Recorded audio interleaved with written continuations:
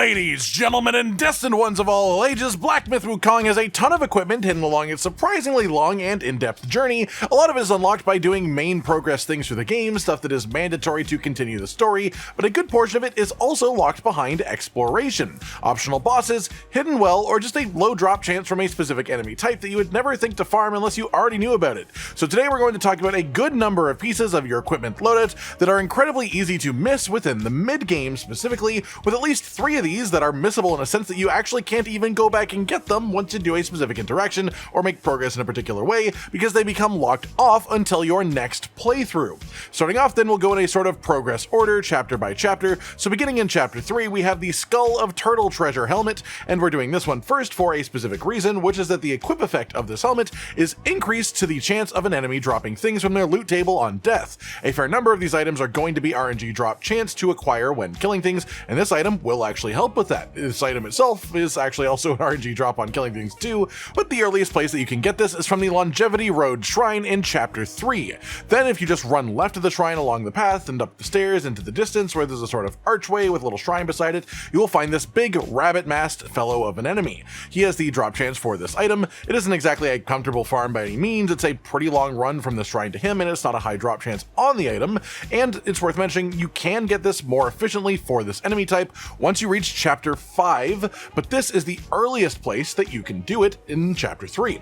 After that we have the Beast Buddha Curio. This is a curio that boosts crit damage by 9%, which is a fairly high amount for just a single curio slot, and importantly this is an RNG chance drop, which also means that you can have multiple of them in your inventory, and this is an effect that stacks, so you can technically fill all 3 slots with this same curio for 27% bonus crit damage if you really want to. The enemy that you need to farm for this drop then is easiest found at the Towers of Karma Shrine in chapter 3. Just immediately left of this shrine in front of a wall is a dual-bladed monk enemy. If you kill them and they drop it, great, otherwise rest of the shrine and kill them again, repeat until successful. Next up we have the Ginseng Cape.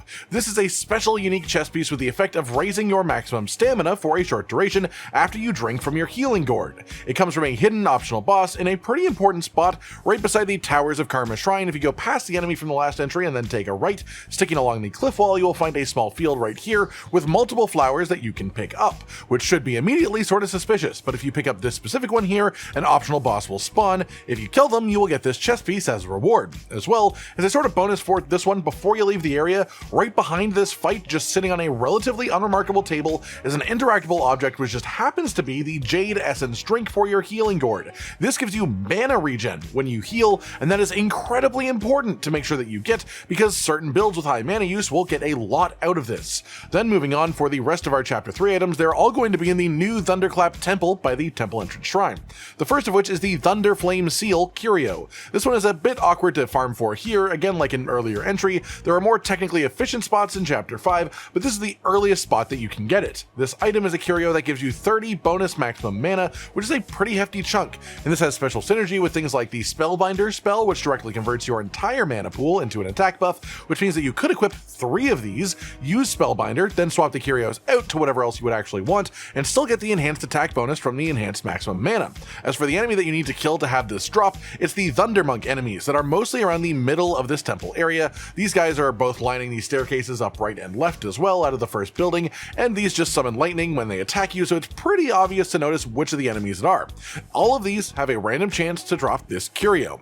Next up past that then is the See No Evil helmet. This is a simple but very effective unique effect which makes it easier to perform a perfect dodge. This is the proper iframe dodge. There is a lot of stuff with synergizing with perfect dodges as well, so this is pretty solid in itself to be able to boost that. Again, an RNG drop from enemies around the temple, this time specifically the blind monk enemies, which are quite clear where they are. These are the larger fellows that wear blindfolds and have chunky health bars. They're located in all of the buildings, pretty much, a couple of them outside, but there's quite a few of them in this temple. One last RNG drop around the temple then is the Vajra Armguard. This is a pair of gloves with a unique effect that lowers the cooldown of mysticism spells, which is pretty interesting within itself, and it is again a random chance drop, this time from the Vajra enemies, which are the weird looking giant spider person hybrids that shoot fire from their knee mouths. Yes, that was a sentence that I just said, and yes, it is accurate. With that then, let's move on to chapter 4 with the Locust Antenna Mask. This absolutely gnarly looking thing has a unique effect of a considerable boost in damage to all types of jump attacks, which is honestly pretty solid in itself, and it is again an RNG drop chance from a specific enemy type. type. The easiest one of these to farm being from the first shrine of the webbed hollow area, the upper hollow. Just slightly up the main path forwards, this big cocoon will burst open to reveal one of the locust enemies. Kill them and they will have a chance of dropping this item. If it doesn't drop, head back to the shrine, reload, and try again.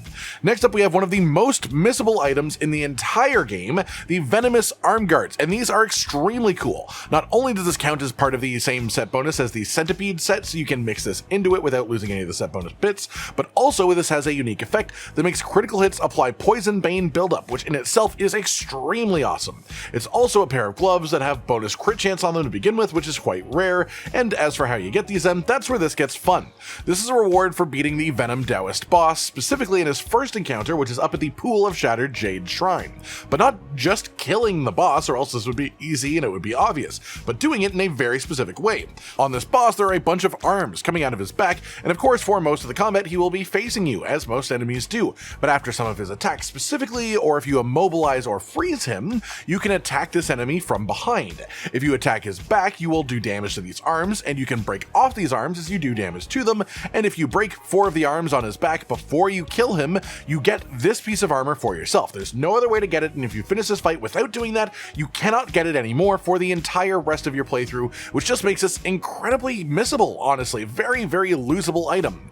Then next up, we have the Tiger Tendon Belt, and this is simultaneously quite powerful and quite irritating to get. This is a curio, and the unique effect on this is a notable damage increase after successfully seeing through an enemy.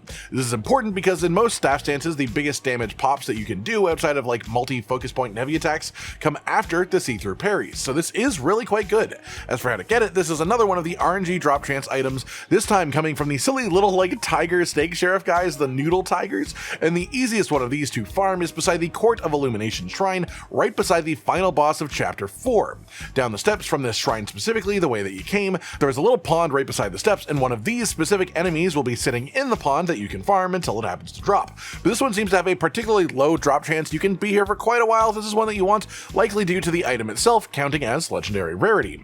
Then we have just a couple more of these, and these are in the secret area for Chapter 4 specifically. These are particularly missable though because there is a boss in here that if you do it, the other bosses despawn, whether you've killed them or not, and so you don't even have the opportunity to get their drops anymore. The first one then is from the Scorpion Lord boss, who is right beside the Bounds of Deity's Abode shrine in the secret area.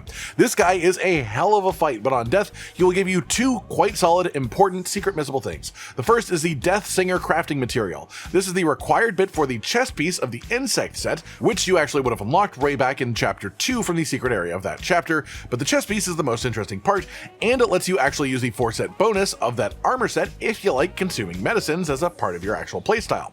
The other big thing that you get for killing this boss then is the Stained Jade Gourd. This is a unique gourd with the effect of literally just quicker gourd drinking animation, considering how many times in this game, especially against the faster attacking longer combo bosses, you drink a gourd just to get hit during the animation and then lose all the healing you just did anyways. This makes that far less likely by reducing the time of that animation.